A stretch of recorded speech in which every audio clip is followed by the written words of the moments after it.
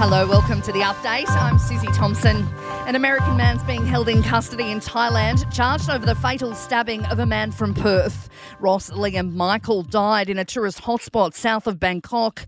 The Department of Foreign Affairs and Trade is providing consular assistance to the 35-year-old's family. Kamala Harris has been formally selected to run against Donald Trump in the November US presidential elections. Majority Leader of the Senate, Chuck Schumer, says the Vice President is taking on the task with courage. Today, in Wisconsin and across America, we begin our next chapter, and it will be our best yet. Vice President Harris will beat Donald Trump and become the next president of the United States of America. The director of the US Secret Service has resigned a day after she was grilled over failings on July 13 when Donald Trump was injured in an assassination attempt. US lawmakers had called on Kim Cheadle to step down to allow new leadership of the agency to rebuild the trust of Congress. Police, SES and specialist wilderness paramedics are desperately searching for a 27-year-old New South Wales man who's lost in Tasmania's far south. The experienced hiker set off last Tuesday but failed to turn up as planned at the weekend after crossing the Eastern Arthur Range. Police say he hasn't been in contact since Friday, and it's understood he doesn't have a personal locator beacon. Northern Territory Police hold concerns for a 67-year-old man last seen at Mataranka almost a month ago. Timothy Hicks left New South Wales on the 22nd of June in a green and khaki Mazda ute with Queensland rego plates.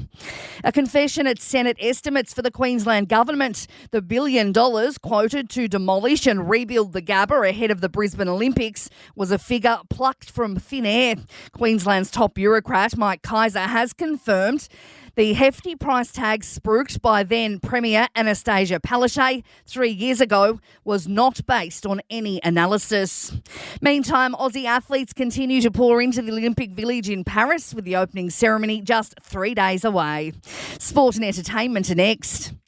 In sport, Australia's swimmers have started arriving at the Olympic Village in Paris. It comes as Australia's Olympic leadership is playing down COVID fears despite a water polo player testing positive.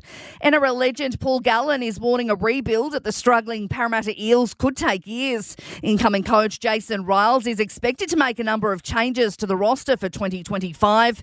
Gallen says attitudes need to change too. I just think at that club, the players have had for such a long time, they've done whatever they wanted to.